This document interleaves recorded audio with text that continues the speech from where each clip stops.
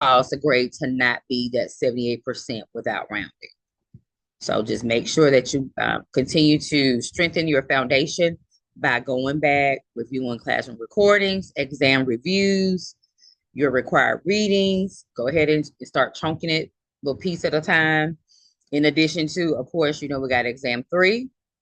We still have 2 more quizzes. We'll take one tonight. We have quiz 4, 5, and then unit exam 3 and the HESI. Those are your key graded assignments. Again, cannot stress the importance of making sure that you still have that strong HESI score. And then think of it like this. You want to provide the best care you can for your patient, and also sit for that NCLEX one time. And then by doing those things, it helps you to be able to do that. Again, be thinking about week 11. You're saying, well, this is just week 7, but week 11 does not look like your weeks thus far this term. So if you have night classes, especially this late at night, not evening classes, week 11, they tend to not have HESIs during this time of night. So think about work, school, family, and what your schedule would look like for that week. If you need to have a conversation with your campus dean, be thinking about start that conversation, because it is person specific and it is campus specific. So for sure, by the end of week 9, HESI information scheduling will come out, and that's per campus. So it's not one fit for all.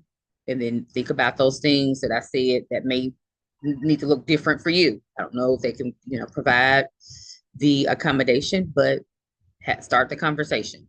Again, unit exam 3 is in week 10. If you have more than one class, usually that's the week that that last exam is in. Think about what that's going to look like for you. In the event that you need that exam proctored, thinking about it, please send an email, include your campus dean, because they're the ones that have to coordinate place, a person, and all of that. Include myself and Dean Brown in the email as well. So start looking at that and start thinking about it. Go ahead and place your name and campus in the chat. As always, these sessions are recorded and they are reviewed by the attendance administrators. We will take our quiz tonight, and we'll finish going over the content for the week. So let's just go ahead and get started. Let's look at a couple of Kahoots, and then we will transition on into our quiz here. Let's see. If I lose you on connectivity, just stay there. I'll log back in because it's like a little pop-up storm is coming through. So hopefully I don't lose you. Again, you have to walk away from the camera. Remember, you're supposed to be in front of the camera. If you do, place a message in the chat to myself. Find my name. Just send a message to me as to why you're not in front of the camera. All right. So I do strongly encourage you all to participate in the activities that we do, because that will help you to create your list of the things that, oh, I got it, or I need to spend a little bit more time with this content. So it does help you figure out that part, your pathway going forward for reviewing the content. Okay, so let's do this one. Let me pull up the code here so you can log in at a minimum with your initials. So again, make sure that you place your name and the campus in the chat. Okay, I'm going to share my screen.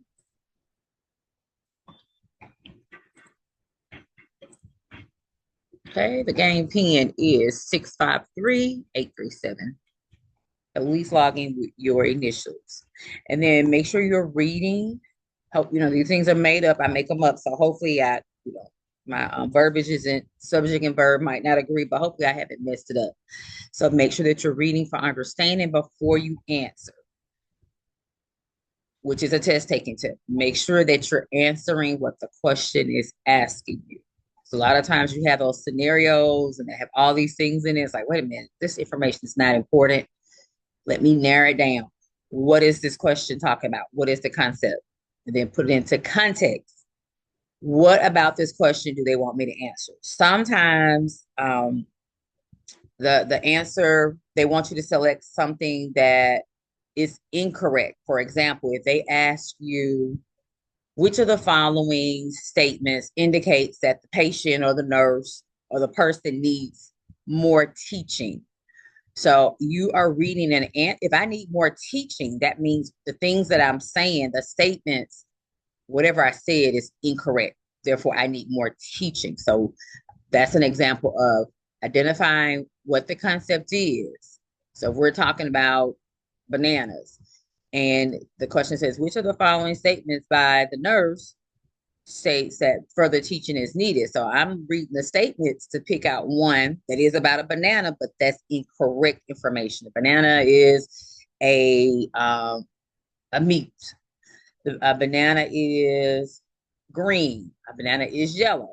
So I read those statements and I pick out which statements are incorrect about a banana. So that's just another test taking tip. Try to use something that was um, not as abstract so that I want to make it as plain as I can for you, so that you can understand. All right, so let's get started here. Now I'll try not to narrate too much on these things here, but here we go.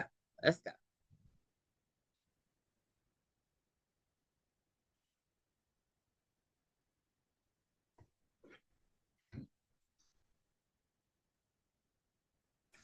Why is a mission statement needed? So our concept is what, and it's asking you, why is it needed?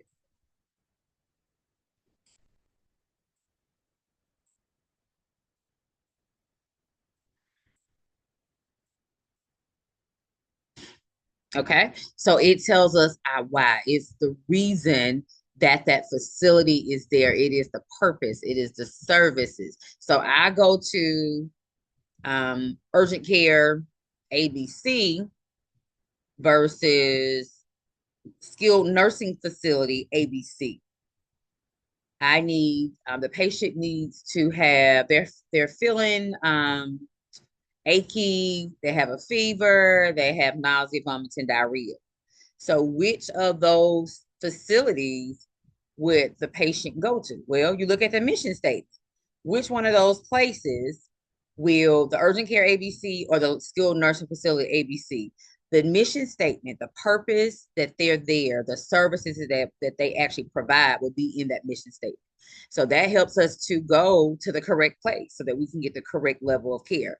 So for that patient that had the nausea, vomiting, diarrhea, the fever, they wouldn't go to that skilled nursing facility ABC because their mission statement more than likely is going to tell the purpose why they are there, which is to provide skilled nursing care, therapy, speech therapy, physical therapy.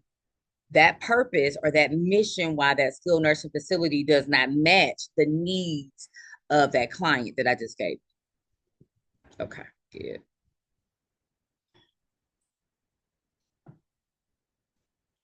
Okay, let's see that I word this one correctly. Before attempting to solve any problem, the nurse must clearly identify the real problem.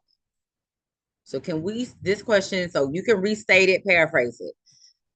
Can the nurse solve a problem before I understand what the problem is? Is that what this is saying? Is that true or false? Or can the nurse solve the problem without identifying? Got it. Good, good, good.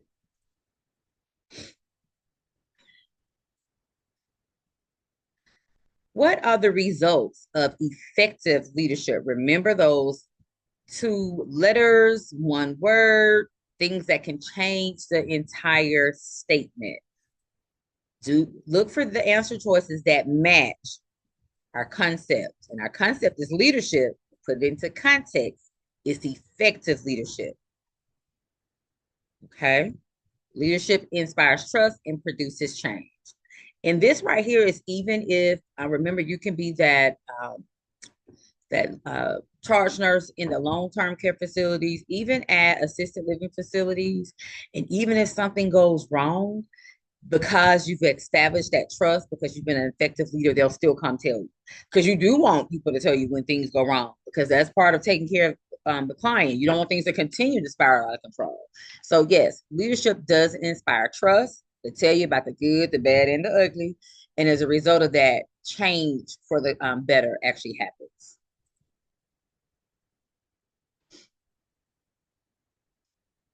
Okay. Effective managers possess certain skills. So our concept is skills. But then let's put it into concept, is in context, effective. So what things match a person being a good and effective? What's another word for effective? So think about it like that. What do that nurse, that manager need to have? And these are soft skills. Okay, good. Which leadership style? So, we think about the different leadership styles. You have um, autocratic, democratic, laissez-faire. And then this question is asking you to apply what you know. So think about the definition for each. And then look at the situation or the scenario that we gave. Which leadership style? Okay. Yep, good.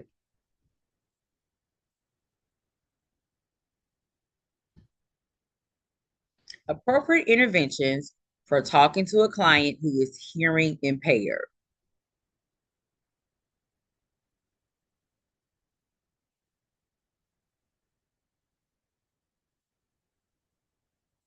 So the client is hearing impaired. And then in context, it says we're having a conversation with this client. So think about the things that we should be doing to ensure that the information that we're sending to the patient is being received. Okay, good. You want to speak clearly to the client, face them, because a lot of times what they'll do is read your lips and then speak in a normal tone. I know it seems like we need to speak louder, but what actually happens when we raise our voice with someone that is hearing impaired, it distorts. And so they can't really understand the words. The words get all jumbled up.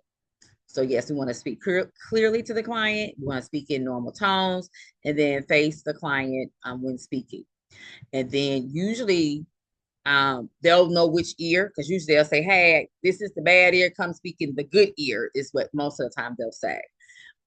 Because if we speak in the ear that's impaired, they're not going to hear it. So usually they'll tell you which one is the good ear, is what usually how they'll phrase it.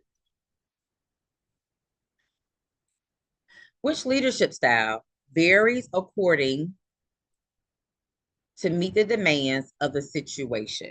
So leadership style. Now we're asking specifically about the leadership style that matches the situation.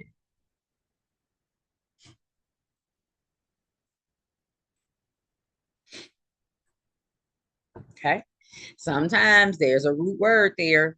Not often, but sometimes there's a root word that helps you to remember the concept. So the situation is situational and it changes based on that situation. For example, if we come on shift, everything is stable, then there's someone pulls a fire alarm because there's smoke been detected in the laundry room. Then depending on that situation, we change our leadership style. Then we go into that not fight or flight mode, but that emergency crisis mode. Then we're giving instructions. We're specifically telling people and reminding people what to do to keep us safe, the patient safe. So it depends on that situation.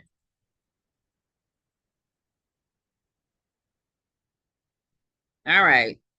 Think about Abraham Maslow's hierarchy of needs theory.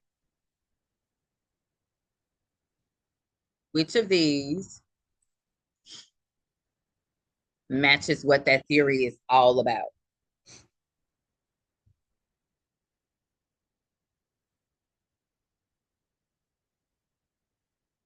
Okay.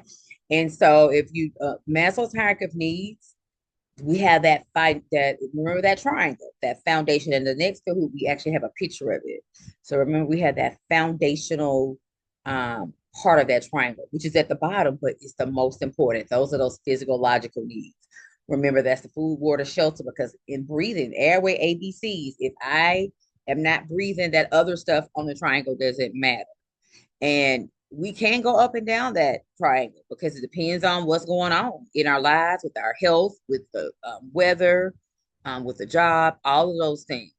And so that's why we say regression may take place in physical or emotional situations. Just depends.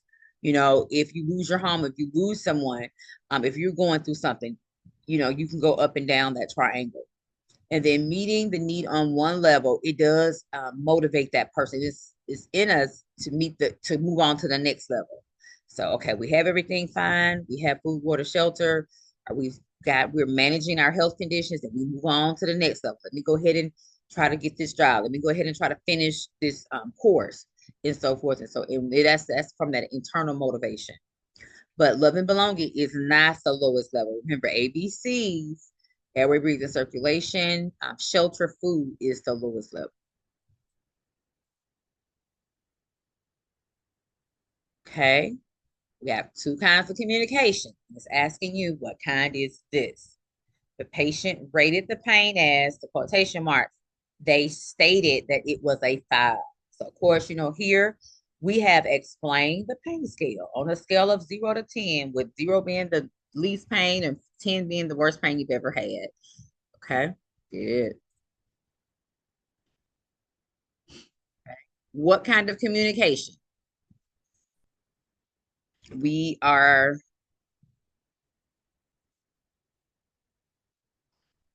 okay. So in order for someone come off me and tell me, in order for us to, let's see, I'm trying not to say the answer. In order for us to know that this person has facial grimacing, what do we have to do as the nurse? How do we know they have facial grimacing? How do we know they're frowning up? Watching them, assessing them. We are assessing them. Be more specific. What do we do? Remember, we use 4 of those 5 senses. Which one are we using?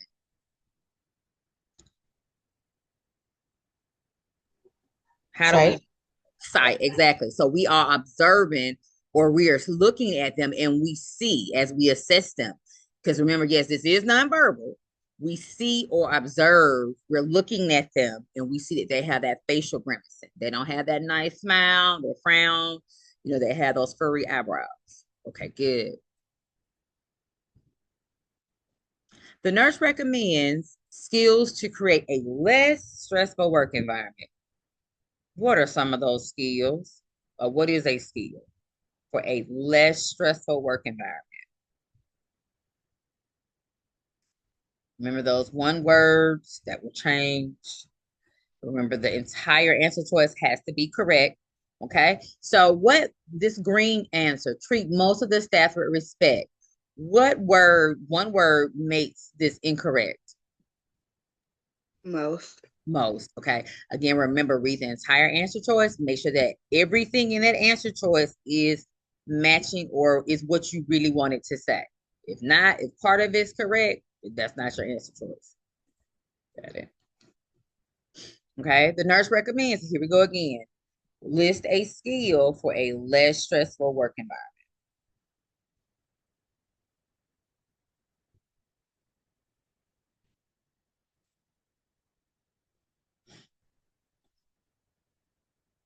Okay.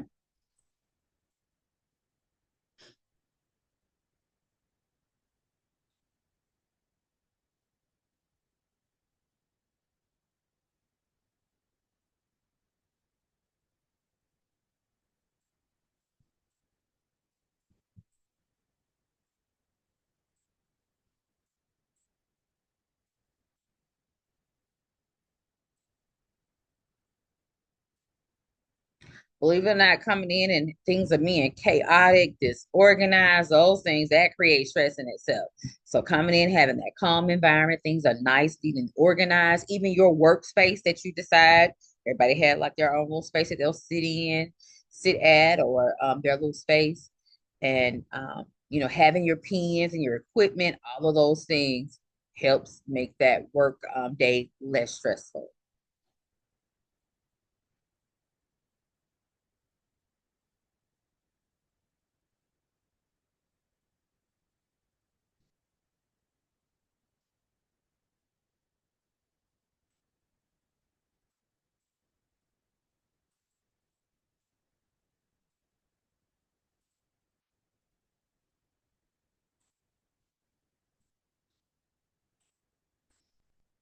Okay. And so what's wrong with this lazy fair environment? So tell me what do you remember about this leadership style, lazy fair?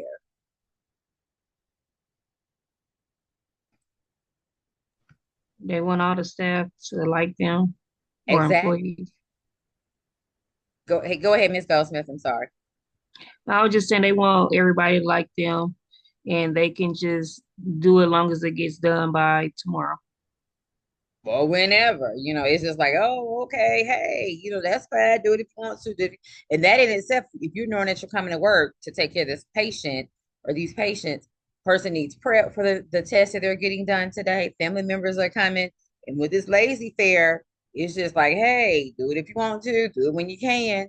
That's just stress when you know that you are. And it may work if you're just talking about you at your home, but we are at a facility, urgent care. We're at the hospital, skilled nursing facility. We're trying to take care of people, provide the best care we can. And so that's not the type of environment that we need to be taking care of people and providing to their attending to their needs. Okay. Yes, having the equipment. We've seen or heard stories about, staff saying, hey, I'm just gonna just resign because I get, tired of coming to work and we don't have, the things that we need to go in and provide this care for this client. And so equipment can be anything from if they're requiring you to do wound changes, if they're requiring this patient to have a Foley catheter change every third day, or you to go in and draw blood, not having those things, how do you do that? How do you provide this care for this patient if the equipment that you need is not there? That creates stress. Okay, so on the flip side, having those things create less stress. Good. Okay. All right, so let's look at it in a different way here. Let me pause. Make sure we're recording, and here we go.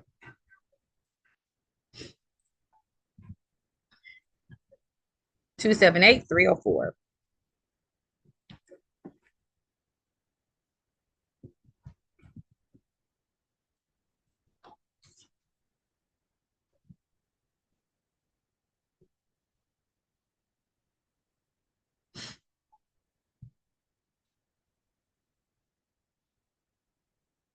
Open those file cabinets up. Think about the concept, what the question is really asking about.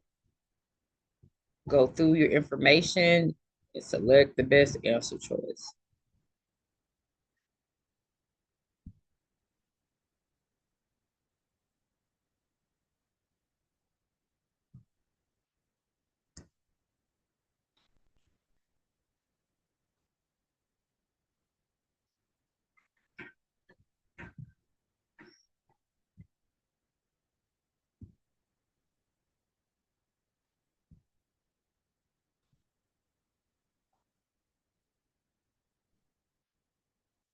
And we do encourage you to log in and to read through and try to select the answer.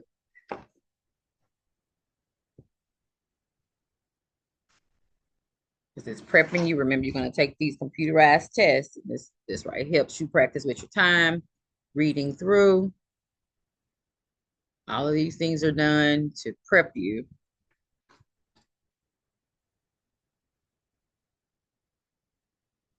All right, here we go.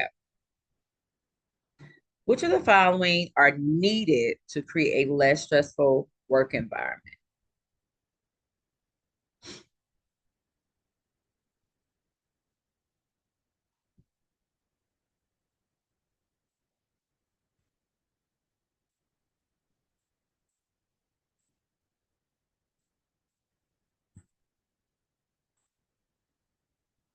Okay, so it's another reason why I said log in, at least try to read through and do the clicks and look at the information, because it's relying on memory. Just try to remember, well, blue is the correct answer, green is the correct answer. It's not gonna help. But again, those one words or some letters will make it not be correct. So create a less stressful work environment. You want your shift organized and you want to have the equipment that you need. Makes a world of difference. Okay.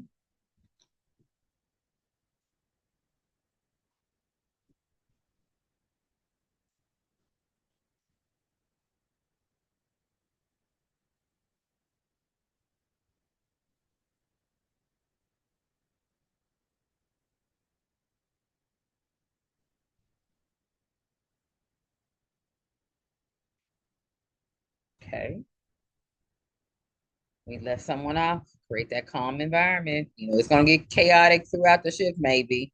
But sometimes the shifts they pretty much, for the most part, they stay calm. If you go in knowing getting your report and knowing what's expected and all of that. But you know, chaos and things break out at a moment's notice without a warning. But for the most part, having that calm environment gets you off to a good point. All right. Subjective or objective? What is facial grimacing? So you just told me that it was nonverbal, and we said that we use sight. We see it, we observe it. So that means the subject doesn't tell us that they have facial grimacing. Remember, we observe the facial grimacing. Okay. The subject might say, you know, my stomach hurt, you know, I've had hypertension, I took, you know, pain medicine, or I rate my pain as. The subject can tell us those things verbally, but facial grimacing, we observe that. Okay.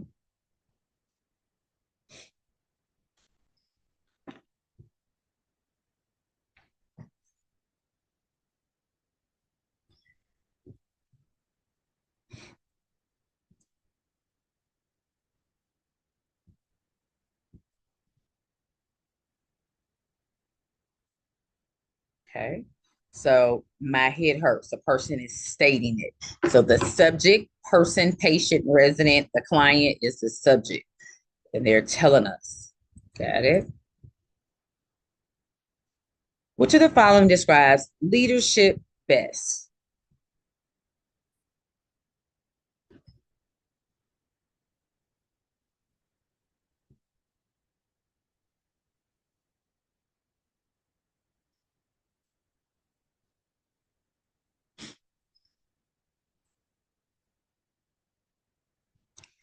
So the question said best. So while leadership inspires trust most of the time and produces change, leadership inspires trust and produces change most of the time.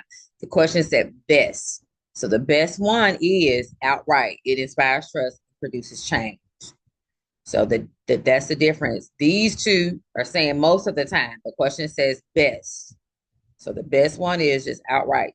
Got trust and there's change for the better. Before attempting to solve any problem, the nurse must clearly identify the real problem. This is necessary, or we can just solve the problem without even realizing or understanding what the problem really is. There's no need to identify the problem, or there is a need to identify the problem before we try to solve it. Based on that, what is your answer? Yes, we need to identify what the real problem is. Which is the lowest level of needs, but most important?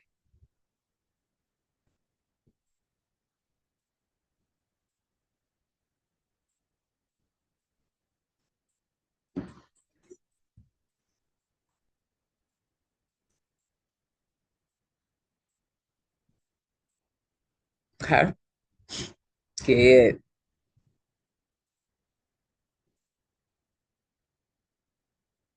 Which leadership style considers everyone and the task to be completed? So leadership style considers everybody and also the test to be completed. So everyone is the patients, the staff, family, and the task, the care plan, the interventions that we're supposed to be doing. You know, that's why we're there to provide the best care for them. And so, and I'm hoping me talking and narrating through these little scenarios kind of help you as you read through your test questions, and even the point of reading it out. I don't know how many of you all actually do that, but if you get to a question, sometimes reading it out and you hearing yourself speak, that will help you focus and narrow down what the question is actually asking.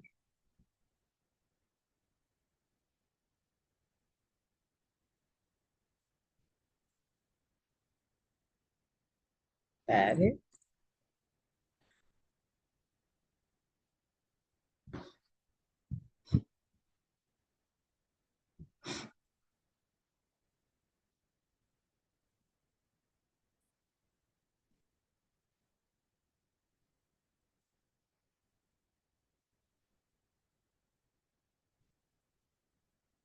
Okay, get out here.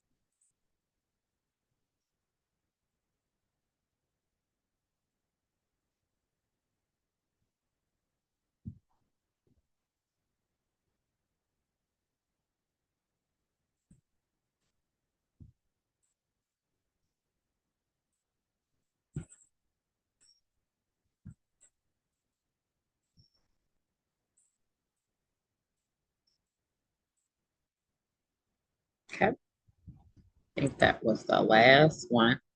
All right. So again, this is your safe space. I can't say that enough. We use Cahoots so that you can start fine-tuning your time because you know the exams are time, the quizzes are time, NCLEX is time, yes, it's time. And also that so that you can get in the habit of just reading through. Get rid of this Kahoot thing here. So the different mechanisms that I use, they're purposeful, and it's not just something that I'm coming up with. And if you notice, it was the same information, but it was presented in just a different way, but it did not change what you knew about the concepts. So, which is good. All right, so don't click the quiz. I don't have it set up yet. So let me get it for us. I will let you know. So just hold on. Let me go ahead and put the dates and times on it. And I'm going to go on mute.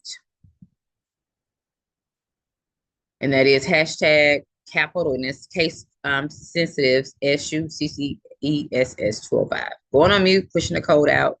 You should be able to see the quiz. If you don't see it, hit refresh. You may need to log back out and log back in if you had already clicked on it. And here we go.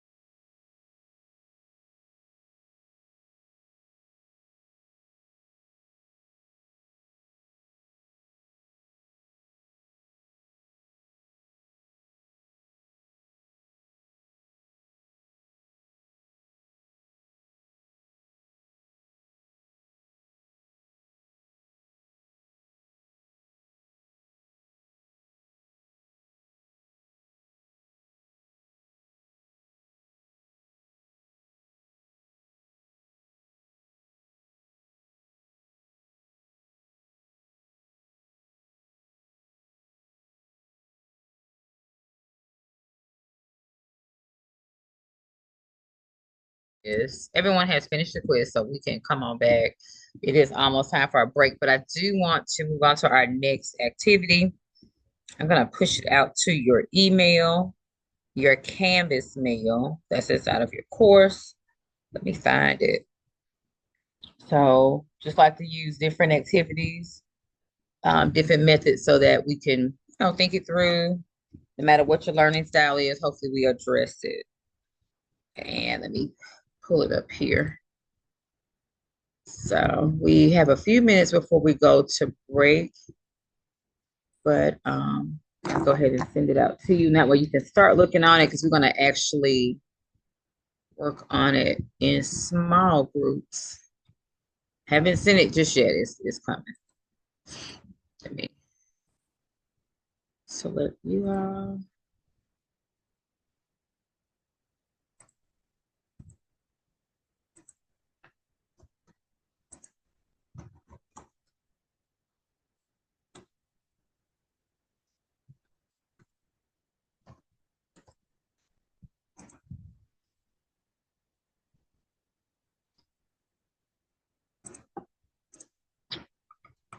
Okay, it's uploading. It's going. It's gonna. The email is gonna say activity 7 because this is week 7. So that's what I just named it. Remember, this is nothing official, but I like to present the information just in different ways, and it's trying to come to you all. It's not there yet. Okay, so hit refresh. Go to your Canvas mail, and let's just make sure everyone has it. There's an attachment there, and it just says activity 7. So let me know if you are seeing it.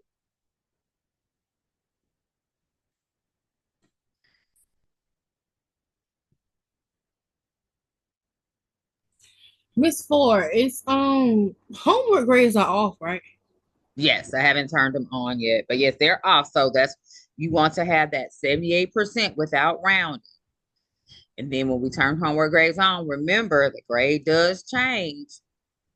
Homework can negatively impact and it can positively impact. But remember, both must be at that 78% without rounding in order for both to count. Okay. Mm-hmm. I know we've had requests to just leave the homework grades off because when you turn them on, they usually boost your grade up really, really high. And that's usually what they do. But do you have that 78% without rounding? Keep that in mind. And when we turn them back off, if you don't leave them on that long, well, what happened to my grade? Well, you gotta it's to bring you back to it. And I know you're saying why she's saying this over and over again, because that's what that rule is. It must be that 78% without rounding. So we'll turn them on. We wanted everybody to get the exam 2 in and this quiz to see where you're at without rounding. So you'll start, forging your path forward with seeking out what else do you need to do to further get that grade solid and a good understanding of that content. All right. Do everyone have the activity that says week 7? Is in your Canvas mail.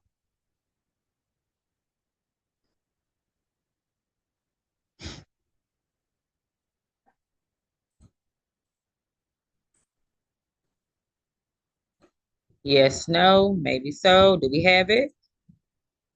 Yes.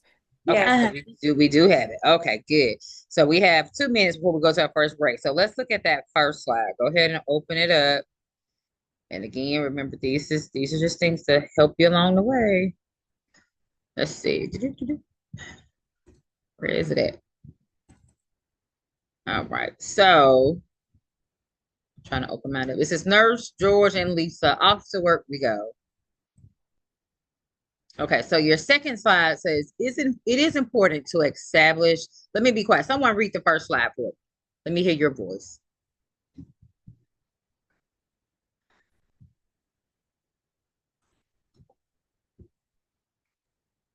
It is important to establish a professional relationship with a mentor during clinical rotations and regularly engaging in professional development workshops. This nurse can write a recommendation or reference letter if needed. Do you agree with Nurse Lisa? Discuss why or why not. Okay. Anyone care to say whether or not you agree or disagree? Do we think this is important? So you have Agree. you agree, okay? And then why? Why do you agree with that? Why is it important? I agree because um, if you establish a professional relationship with a mentor or somebody like that, then they can vouch for like your work ethic and they know like, you know, your punctuality and, you know, stuff like that. They like see how you work. They like know you. Right. I agree with what you're saying. And so while you don't have a professional nursing experience, you do have student nursing experience, and they are there to say, hey, yes, this student nurse, they were punctual. That if they had problems, they seeked out solutions, they came to me, they utilized their time well. They're that person that can write that letter of recommendation to say, put that stamp of approval on you. So yes. All right, so it is time for our break. So when we come back, we're gonna work on it, work on the rest of these slides. And so let's see what time it is. Trying to make it use of our time. So return at 9:37. We'll see you in 5.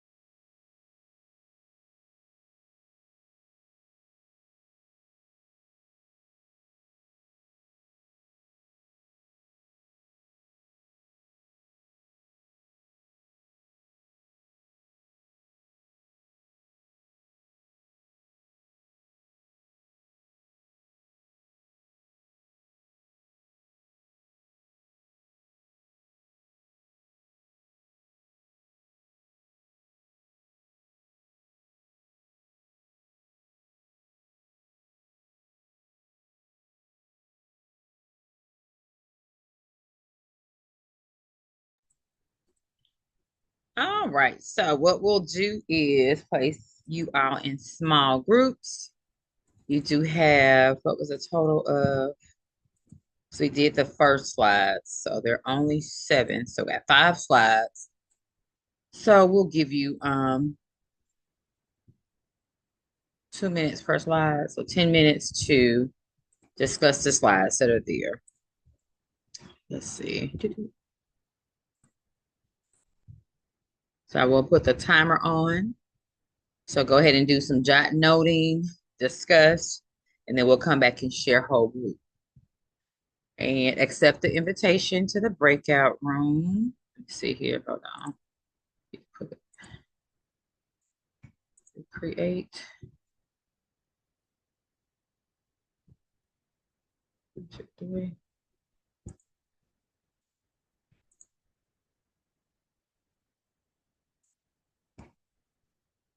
Okay, accept the invitation to the breakout room. We'll have 10 minutes to finish the other 5 slides. Set my timer on. We're gonna come back and share whole group.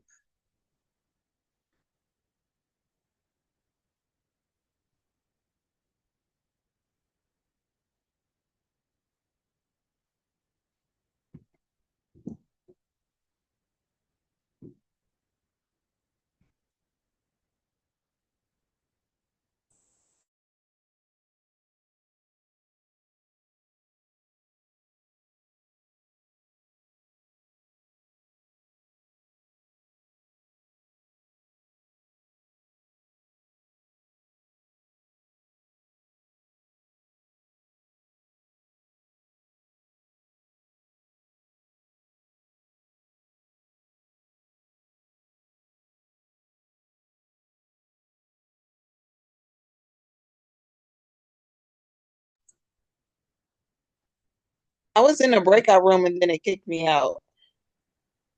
Okay, let's see. Can I move you?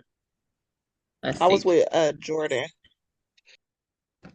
Let's see. And then move you to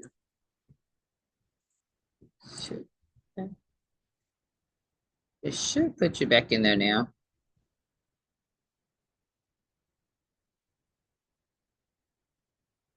Are you seeing the invitation? Uh-oh, your screen is frozen. Oh, okay. Good.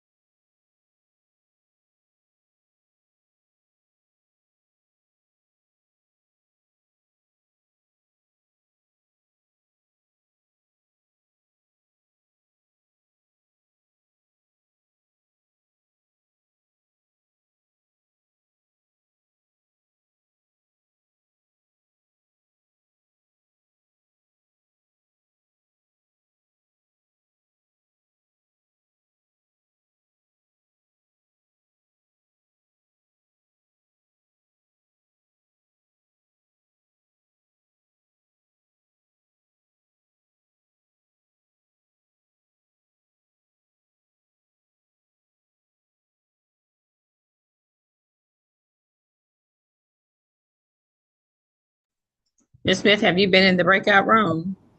No. Okay, let me put you on over there. We're actually looking at those last 5 slides. Okay. Two.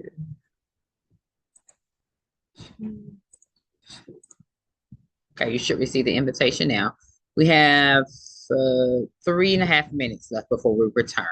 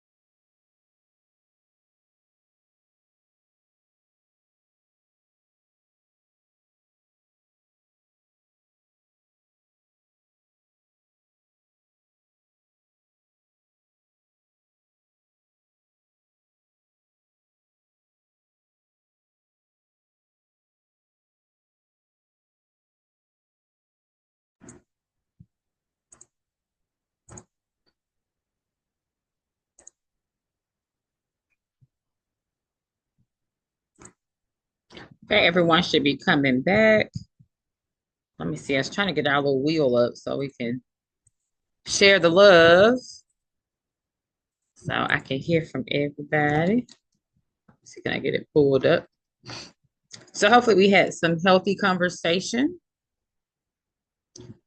We did the first one for us. We did it together. So if you would just recap the first one. Let me just share my screen here. Give me just a moment here.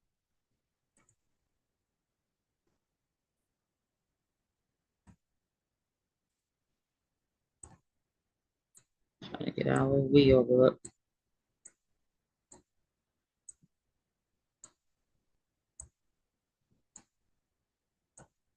All right. Oh, 8. And spin the wheel.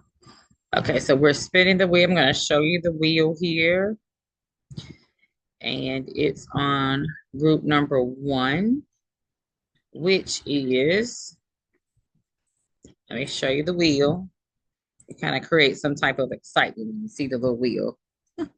So, group number one, which is, let's see here. What was group number one? So what you're going to do is, what we're asking you to do is pull the PowerPoint up. I need one of those things with the multi-screens. So I have to open and close everything. Hit the S. Okay, here we go. Let me share here. So if you would, oh, yes, that's it. Okay, so group number one, Miss Smith and Elliott. Smith and Elliott, if you would talk us through this first slide again here.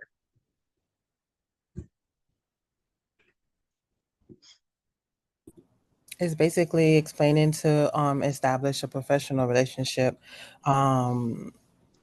when you go out into, like, I'm not explaining, like right now for us, we establish a relationship where we go do our clinicals and stuff like that. We're building relationships with the nurses, we're building relationships with our professors and things like that, basically professionally. That is correct. Would you like to add anything, Elliott? It is because right now you have that student nurse resume and the things that you're doing as that student nurse. So and we're going to get to the resume here in a few slides, but these are the things that you're going to list. And these persons, these relationships, professor, the mentor, a lot of you all have preceptors, then you have your clinical instructors, which are usually two different people. All of these are the people that can put that stamp of approval. I think it was Miss Smith that said it before. No, Goldsmith that said it before we left. They can vouch for, they can speak for you, because a lot of times that you need that letter of recommendation. Even if you're going on to extend your education, they need reference letters. So they have to have that in writing from someone. And these are the people that can say, hey, doing clinical, this student nurse did this. They were punctual. They sought out opportunities to learn, and so forth and so forth. So we agree with Nurse Lisa. Okay, good. Let's see, can I find this wheel here? Let's go to little wheel here. Little wheel there. Okay, here we go. We're gonna remove number one. I won't let you see the wheel spin here this time. All right, and spin.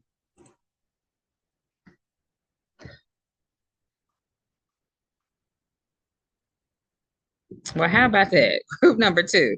So it was Redmond, Hawkins, and Render. Okay, so let's take it out. Let's take that one out. All right, so now let's go back over here to our little slide. Let's look at the next slide. Let me share my screen here. Let me just make sure there wasn't anything else I wanted to say about that. No, it wasn't anything else I wanted to say. Okay. So Nurse George states networking at an organization is important once you get the job. Too, he's saying that also. So tell us some examples of networking. And remember, we discussed early on last couple of weeks about not assuming duty. So when we're talking about networking, we don't want to do anything that's going to, so that we assume the duty for that patient. All right, and so let me hear from you, Render, Redmond, and Hawkins. Talk us through this. Nurse George, she's saying network. What do we need to do? What's some examples?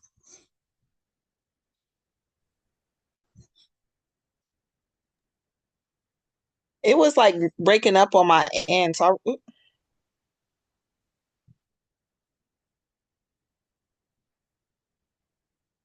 Okay, she's having connectivity issues. Is there anyone else in the group with that would like to share what networking? What's some examples of networking?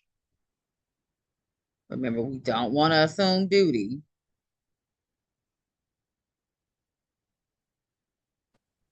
Do you mean like networking with the patient or networking at the workplace in general? The workplace. I think that it can mean like if you, for example, like if you speak to like higher ups or get them to know you, if you want to climb like I don't know how to say that, like the ladder, like get in better positions or promotions or things of that nature, you can speak to like, or you can get to know or make yourself known to like the manager, the nursing managers, or like charge nurses, things like that. Okay. So with doing that, how do we do that? We ask if there's some committees. So in those conversations where we're talking to the nurse managers and the different department leads, well, hey, are there any committees that I can participate in? Because most facilities, they have um they have all these different committees that you can actually work on. And so some examples are like, what do they call them? The people that go out, like if you go to an event and you see a table, for example, Wellness LLC. So you see these people at this table and they're giving away, like little trinkets and things like that. So you could be on that committee. You're the, what do they call that? The public relation committee. You could be on the ethics committee.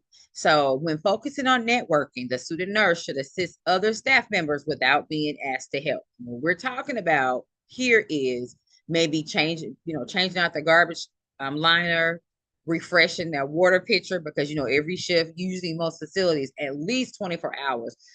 For the most part, every 8 hours, they change that water, whatever juice or water they have in a water pitcher. It should be dated in time. Restocking the cart, things like that. So we're not talking about administering their medications for them, because then we're assuming duty for those patients. So when we're assisting other staff members without being asked, we're talking about changing the garbage, helping them restock their medication carts and things like that.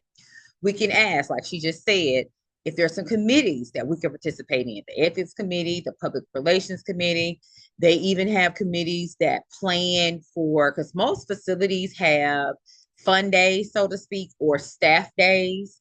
And so they have a committee that plans those different activities and offer to mentor a new employee who is a student nurse as well. You can offer that assistance.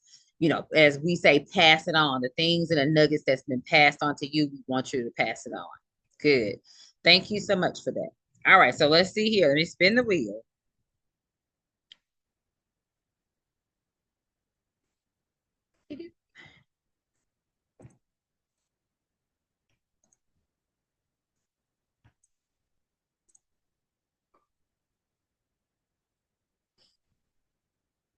Oh, and it's gonna lie. Lie on number. Oh no, it didn't land on number 4. Okay, so that's Martin and Diaz. Martin and Diaz. Okay, let me hear from you. Let's go to the next slide.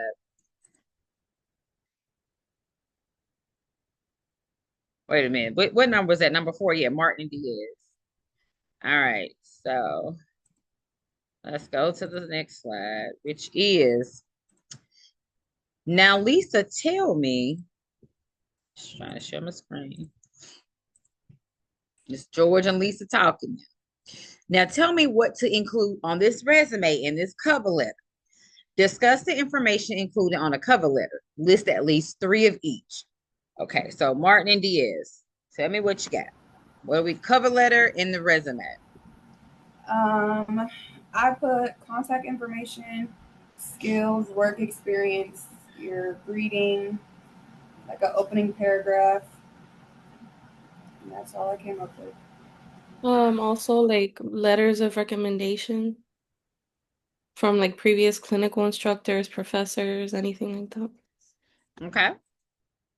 So thank you all. When creating a resume, it is important to use a balanced design. I know we like to be fancy, but when we're talking about the resume, it's like an official document. So we want things to be, they usually only use these 2 fonts, the Arial and Times New Roman. Like all those other fonts, it's not like official. So a nice balanced design. So what we mean is when we're looking at the resume, all the fonts should be the same. There shouldn't be like fancy parts, like one paragraph or one section is in one font and the next one's in another font, different colors. So a balanced design. We want to limit the size of the resume to no more than 2 pages, preferably 1 page, but they'll give you 2. If it's more than that, then they say it's too much. Okay. And then use bullet points listing your job skills. The font, the size of the lettering should be between 10 to 14. And then, like I just said, Arial or Times New Roman, that's going to be the typeface. And then if you have to actually, some places still want you to print it out. So you go to Kinko's, Office Depot, and you want to use that high quality paper without textures. And it's real thick. It's not like cardboard, but it's not like regular writing paper either. So again, for the resume, you want the design to be balanced, no more than 2 pages, bullet points, and then that pulls attention to your skill set. And then the size of the font should be no more than 10 to 14. It can be 10, 12, or 14. Should not be any smaller than 10, and it should not be any larger than 14. And then the style or the typeface, it should be Arial or Times New Roman. Okay.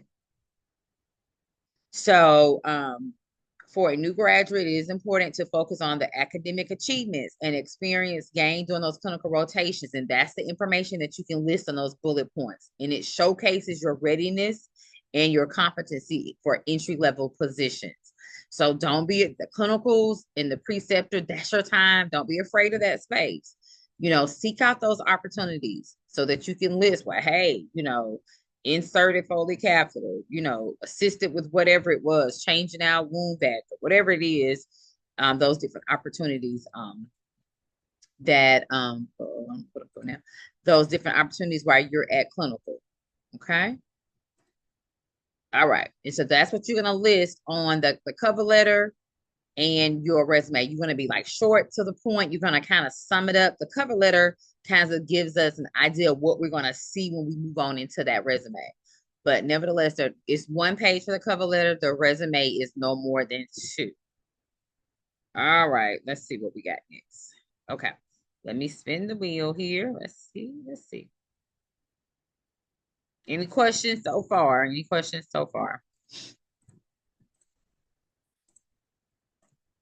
And spin.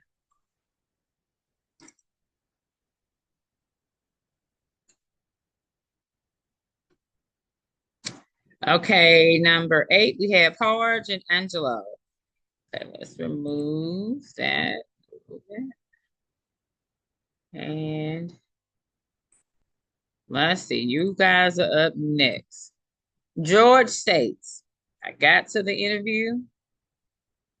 He's talking to Lisa now. He's saying, hey, will you help me prepare for the interview? I got the interview is what he said. I got the interview. So they, you fill out the application, you go through all these processes, and then they'll set you up for the interview. Now, sometimes you get into that interview and it's a team of people.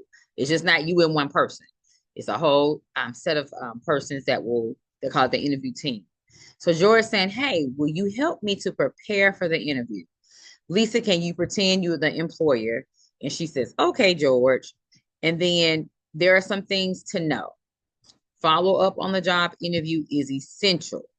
So tell us what some other things that George needs to know about the interview. Harge and Angelo. What you got for us? I put that to starting the interview, before he get there, I would prepare by researching some of the organization's missions and values just to know what the company is about before I go in. Making sure that I'm dressed appropriately, arriving on time. I would say that practice having responses to, like, if they have any questions about your strengths and weaknesses and how you work with teams and your ways of handling stress. To follow up on the job, I would say whoever you have the interview with, I would make sure to try to connect with them and send them like a thank you email or just something, a call or a text, just to be able to follow up after the interview. So, they keep you in mind whenever they think about the position again. That's pretty much all I wrote down for now. Okay, great. Thank you. Anything else to add? Okay, so a handwritten or email thank you letter should be sent to the interviewer the same day the interview takes place. Tell the interviewer before you leave that you will follow up at whatever specified time. And that thank you letter it's going to set you apart. They're like, this person took the time to actually say thank you in writing or through an email. Because a lot of times that's what they'll discuss and set you up with your time. A lot of times it's through via email that you actually schedule it. So most of the time you'll have their email address. And then also let them know what time that you're going to actually follow up before you leave. Don't be calling back saying, hey, I didn't, just let it alone if you didn't do it before you left. But again, handwritten email or thank you letter the same day, and then tell the interviewer follow up with them that you will follow up with them with that specified time. Those are some great points. Research what that facility is. That's why I say embrace your clinical experiences, because these different places, you're getting the inside scoop, so to speak. And then you can say, hey, this is a place I think I want to work at, or this is a place, no, this would be like my number third choice, or whatever. You'll start putting them in categories. But embrace, those are safe places for you, because right then, during clinical and precept, you're working, getting an opportunity to see how the run of a meal, the do's and don'ts throughout the day, how that facility runs. Look at that mission statement. See why does that facility exist? What services and things that they provide, and then that allows you to be able to ask questions and see what committees and things that you can actually participate in. All right, great. Thank you all for sharing. All right, so here we go.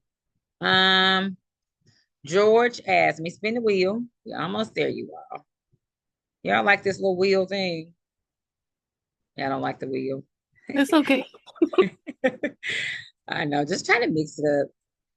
I know y'all get tired of hearing my voice, so I was trying to hear you all. And like I said, it's a safe space. We're not gonna leave you hanging. All right, let's see. You're almost down. Almost got everybody here. Let's see here. We already did number 8. Didn't we already do number 8? Yeah, I thought I removed it because that was Angelo and okay, let's spin it again.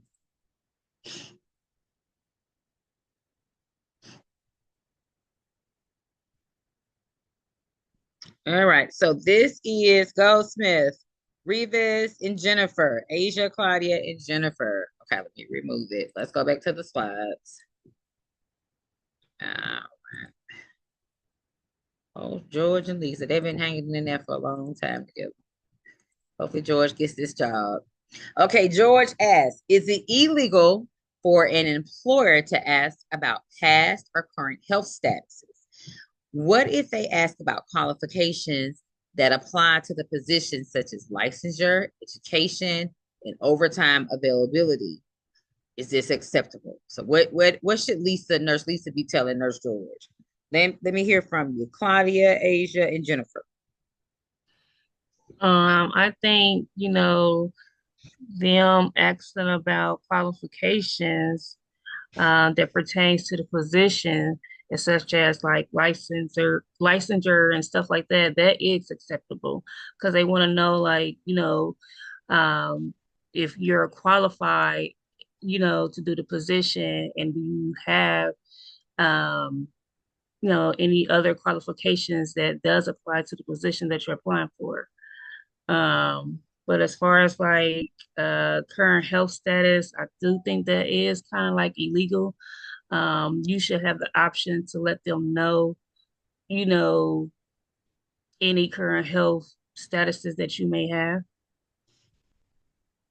So are you saying it is illegal for them to ask about your past or current health status? That's what you're saying it is? Yeah. Okay. All right. Anything else, Claudia or Asia? No, for me, we agreed it is illegal. It's up to the employee to notify, but it's an option. It's not legal as the employer asks you for your health status. Got it. Okay, great. It is illegal. We agree with you all for an employer to ask about past or current health statuses, but they can ask you about your qualifications. We're seeing now things like on the news where we have like all these people that have decided to go work as impersonators. they're impersonating nurses. One lady even had, I think the name was almost the same or something. And so it's just crazy. So yes, they need to know that you are qualified and have licensure in the education to actually do the job that you're being hired to do. They do need to know if you are available for overtime, because a lot of times, for the most part in facilities, that's an option. And so they'll have their short call list, is what I call it. So if they need somebody to stay over, hey, well, ask Nurse Claudia, ask Nurse Asia, they've said that they can, they're available for overtime. That means that you're held to that, but they just have a go-to list of people. And then those things are acceptable. So yes, your qualifications, your position, your licensure, your education, and if you're available to work overtime. But it is not okay. It is illegal for them to be asking about your past or current health statuses. All right, thank you all. Let's see. We're down to, I think, the last slide. Let's see who gets the last. Let me spin the wheel here.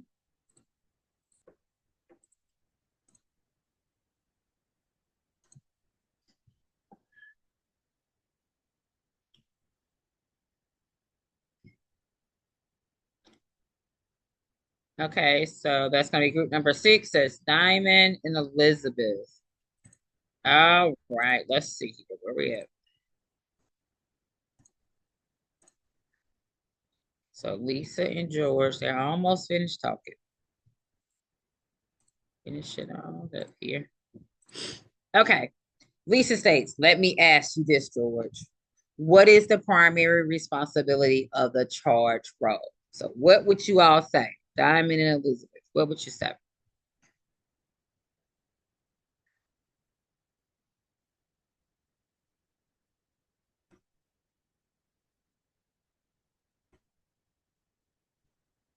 George is all excited. He says, I know this answer. The primary role of the charge nurse is to prioritize the care needs of the residents to make an effective assignment for the staff. Because going back, think about delegation. Remember about those rights of delegation. We want to ensure whether or not, first of all, is this client stable or unstable?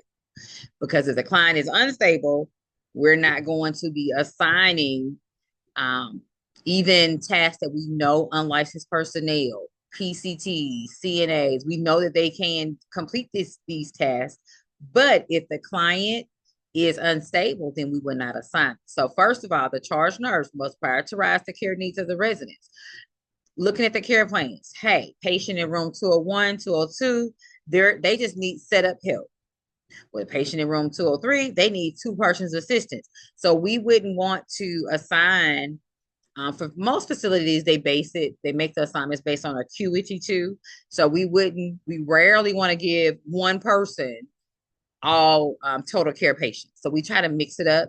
So I said all that to say that the primary role of the charge nurse is to prioritize the care needs of the residents. And that helps us to make that effective assignment. All right, so we made it through that one. Any questions about those concepts? Off to work we go. We ready. We know what's illegal. We know how to type up our resume. We know what to do during their interview.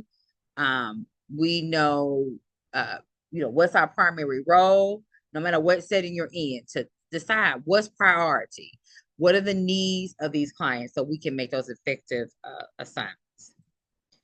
All right, let's look at another one here. So now we're going to change gears. Now we need to know these theorists, you all. We got to know the theorists, and we have to, this one, we only have 4 slides on this one. So we're going to work on an individual. So I'm going to send it to you, and then we're going to stay in the same space that we're in, but we'll give you a few minutes to just work on this one. Let me send it to your box. Let's see here. So all of this information comes from your required readings. It is just same information, just in a different format. So it's helping you to apply, think it through, and So group number 7, Jackson and Hammonds, we'll start with you all first when we do this next little set here. I think I called on everybody else except you all. So let me send it out, and then I put my little timer on.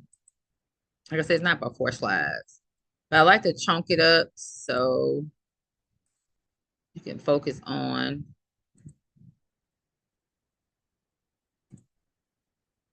a couple of concepts at a time. But nevertheless, now when you get to your exams, it's all mixed up, but you're gonna be ready. Activity and trying to find it here. Documents.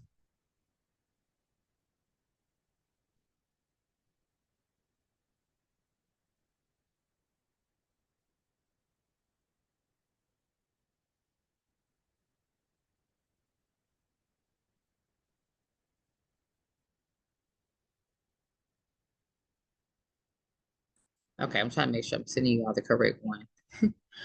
Let's see here.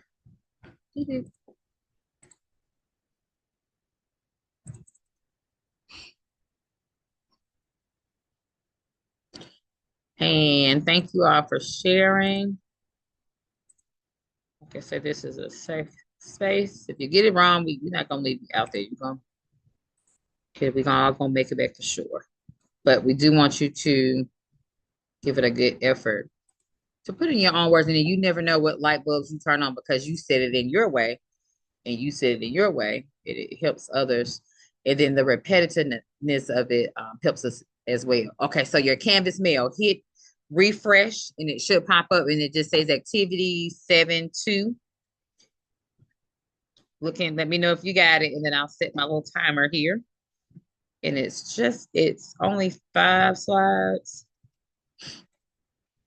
Look back at it because I think the first slide is just a um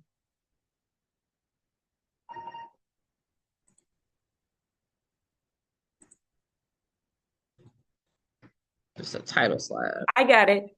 Okay. All right. So and the timer. There's only 4 slides. So we got these theories. So let's just do 8 minutes. 8 minutes. All right. I'm gonna put my thing on mute here. Just do some jot noting, take you some notes. 8 minutes, we'll share out and start.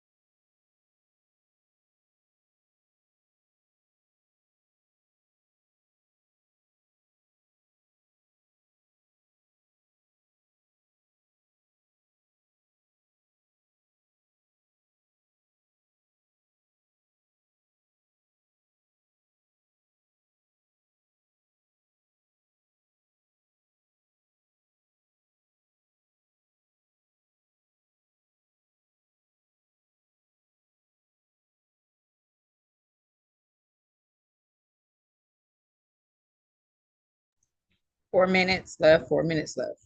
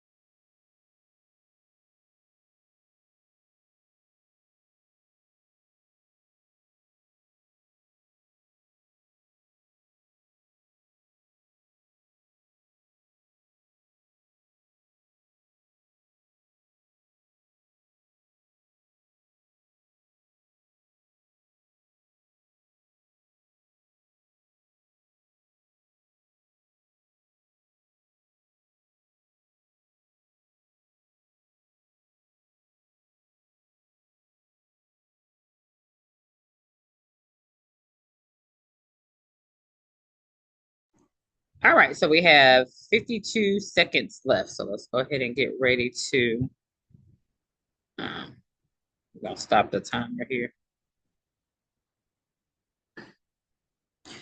All right, let's get to it here.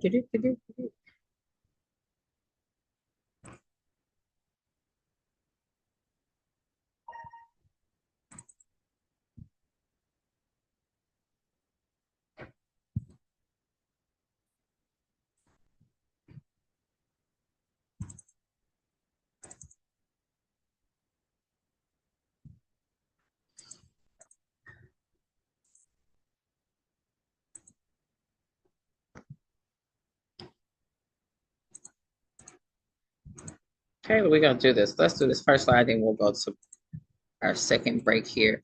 Okay, so let's talk about these theorists. So, Linenger, what, tell me, just select a theorist and tell me about it. Tell me about them. Leninger, I think, did the culture care theory, and it's basically about the beliefs, culture, values, practices Just understanding the diversity. Okay, thank you.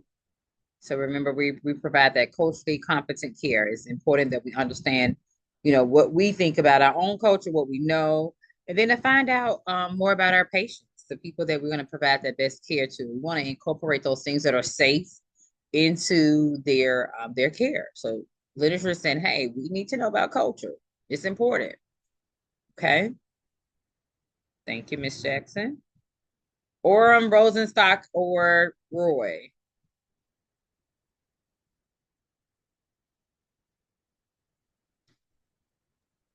Develop the self-care deficit theory.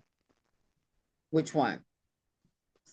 It's a self-care, and then it's a self-care deficit, and then it's the nursing system one. Orem. Okay. Got it. So, not having what we need to provide that care. Got it. Someone else, the other two theorists. Gotta know these. Anyone? Rosenstock?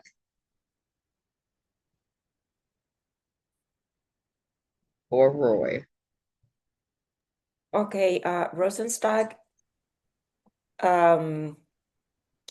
is more to prevent or detect illnesses. I mean, like the theories is more about the perceptions, the beliefs, and like to know if an action is necessary or not. Okay. Because what we're finding out, if someone, just think about it, if you don't believe that wearing your seatbelt, if you don't believe putting that washing your hands, if you don't believe that these things are beneficial to you, then you don't do them, or you do decide to do them. So whatever I believe that patient believes is really important. Okay, thank you for sharing, you all. Okay, what about Roy, Sister Callista Roy?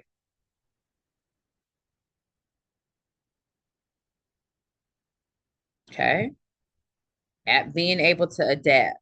So make sure that lineager, you can use one word or phrase or however it is that you can remember these. Lineager, cultural care.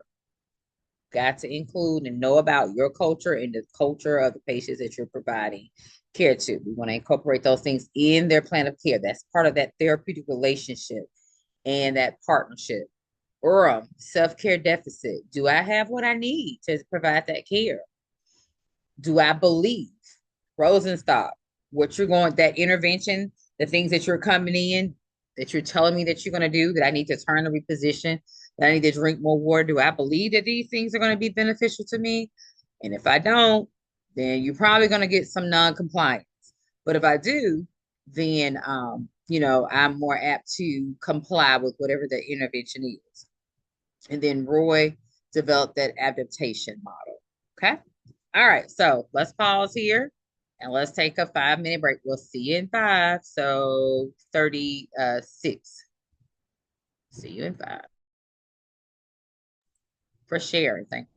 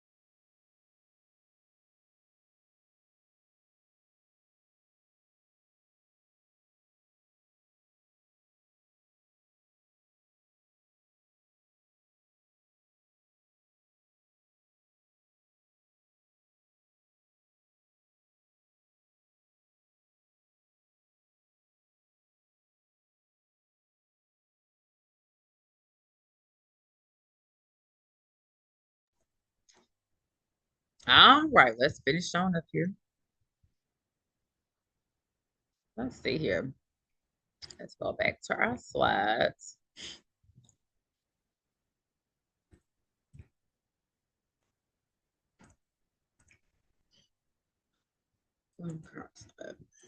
Okay, so we said literature is cultural care, Orem, self-care deficit. Do I have the things that I need? Do I even understand what my disease process is? Do I understand the things that I need to do to manage disease process? And then I understand it. Do I believe that it's important? And then am I able to adapt? Got it. Okay. So I think we've gotten it here, heard from everyone. So now anyone can open up and share. Which level is the client support system? So here it is. We got Maslow. We talked about, he has this triangle with things listed. Which level refers to the client support system? Love and belonging. Okay, I agree. Love and belonging is reflective of the client support system. That's that neighbor coming in, that's that child coming in, getting me to the doctor, that's doing the dishes, folding the laundry, running errands. That's that friend coming by and taking me to the bingo, the exercise class. That's that support system. That's that love and belonging. Self-esteem includes independence and leisure. Physiological, we talked about ABCs, making sure I have food, water, shelter, breathing, that I'm getting the proper rest. Safety and security addresses the client's feeling of safety, freedom from harm, and protection. And in Maslow's theory, unmet needs creates tension. And what does that do for us? It motivates the person to react to get the need met. So an example of this would be a storm came by. Well, I had shelter, storm came, the lights are off, half of the roof is gone. That tension is an unmet need. Now shelter is a need of mine. So that's going to create me to react in such a way to either go seek shelter, go to the shelter, a home of a friend or neighbor or loved one. And then also once I get stable, maybe try to get back under my own roof, so to speak, whether or not that's a home, an apartment, or whatever it is. So in Maslow's theory, an unmet needs creates tension. If a person's having they have asthma, they've been triggered, so they're having an asthma attack.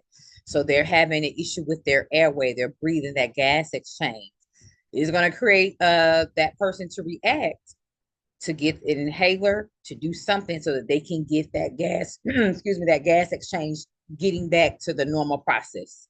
So those are some examples of what this statement means. So we do need to know the different levels of Maslow, and also that the unmet needs creates tension, which motivates a person to, react and do something about what's going on or seek out solutions. Okay, so here we go. Our last slide. Application means to be able to, knowledge, comprehension, and analysis. Let me hear from you. Application means to use what you know. Thank you. Knowledge, what is it? Recall, memorization. Okay. Comprehension, understanding, and then analysts break down complex info into basic parts. Okay, thank you, Ms. Hammonds. We agree with you. Application means to be able to learn material in new situations. And the example I like to give here for application is, you've learned that skill. You practice with the mannequins, you went to the simulation lab, you get to clinical.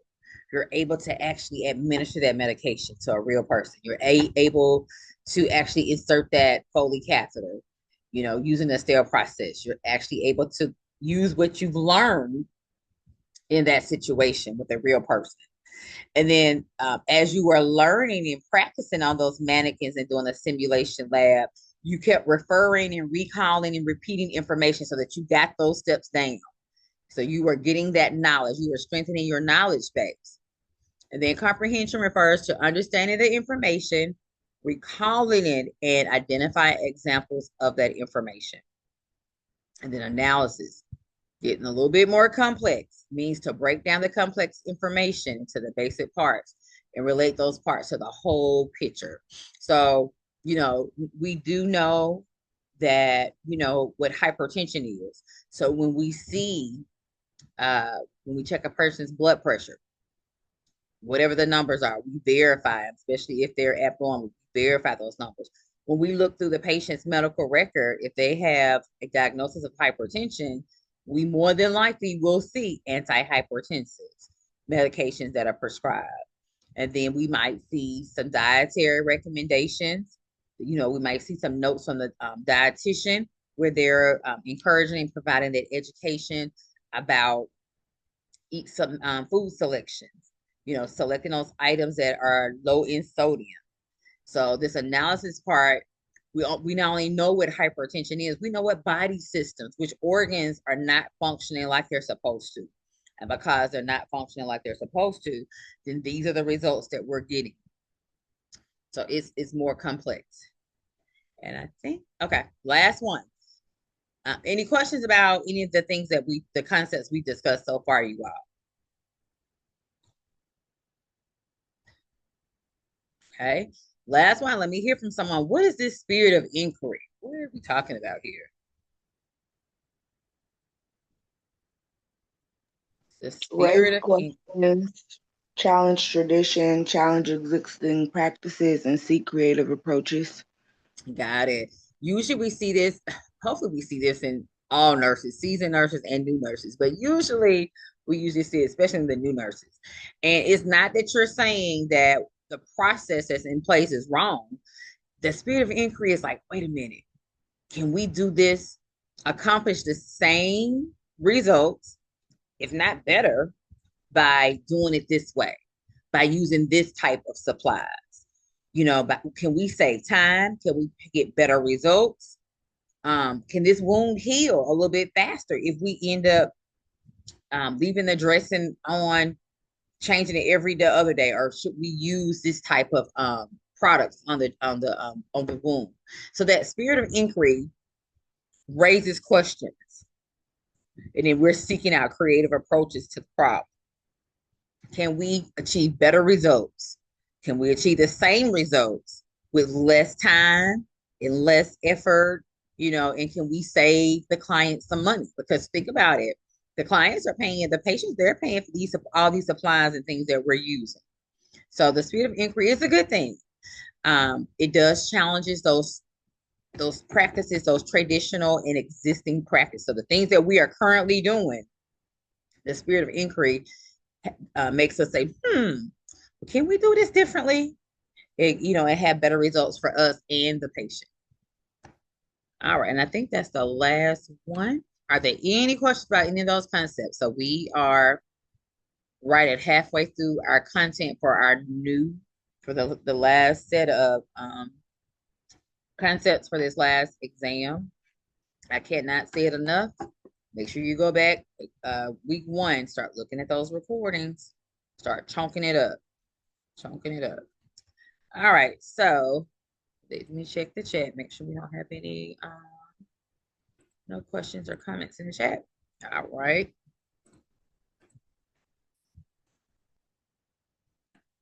So let's see, we're in week 7. We've taken our quiz.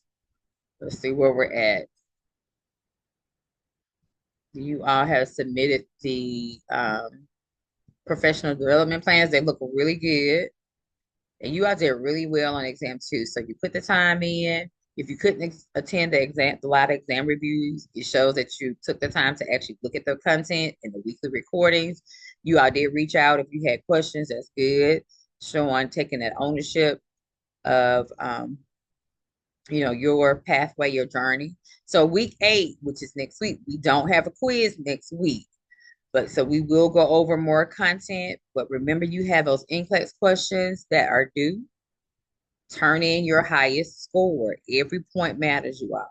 Commit to not turning anything in that's less than 78%.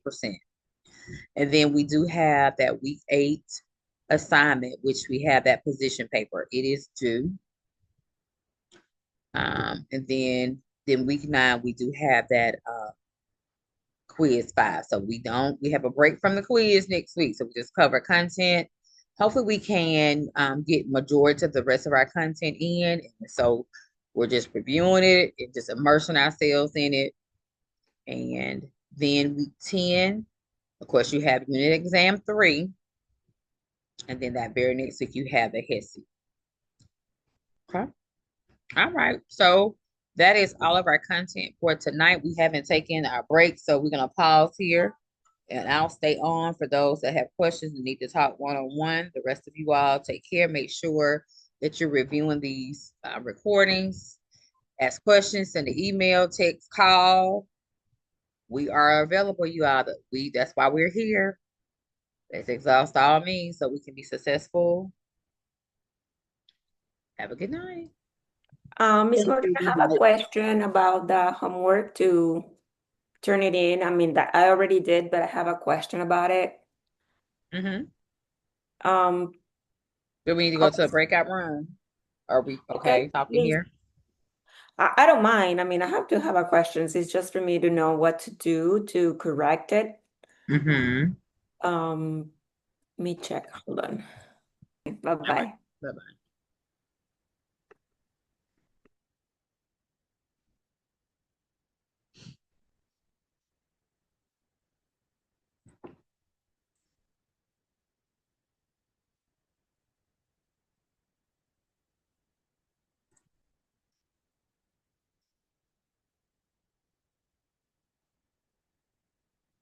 Qualitative research studies are objective. Data is gathered through interviews or observations when conducting qualitative research.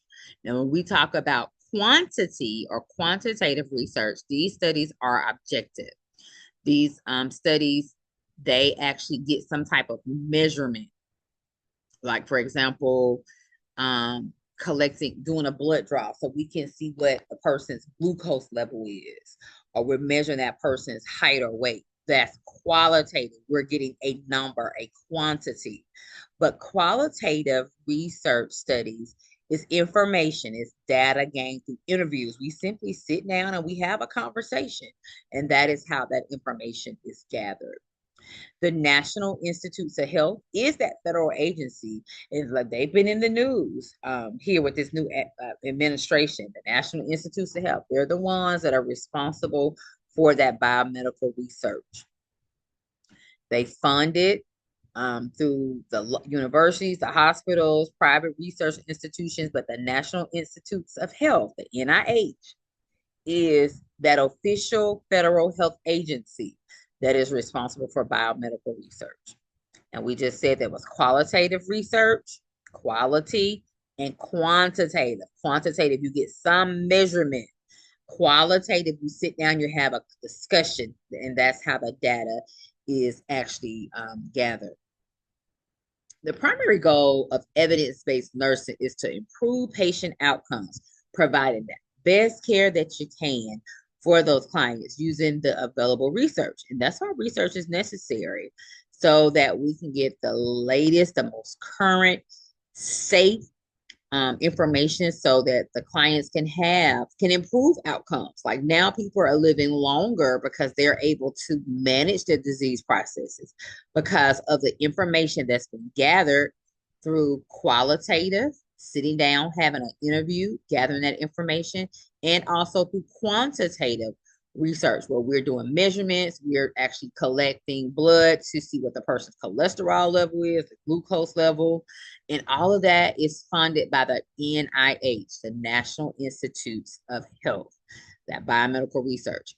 And the whole goal is to improve patient outcomes using the best available research.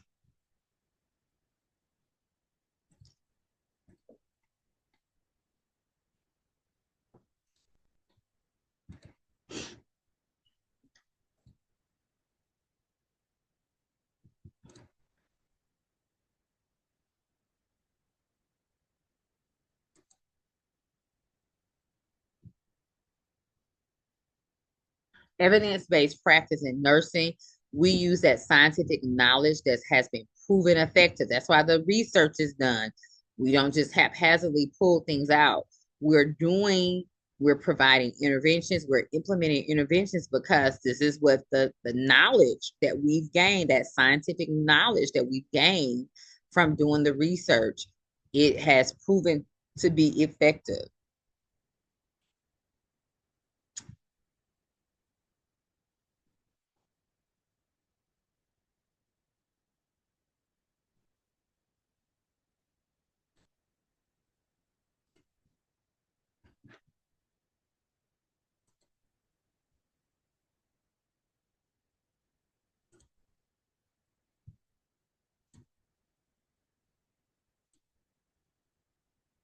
We use the latest evidence, and then we use that knowledge and information that's gained and that has been proven to be effective.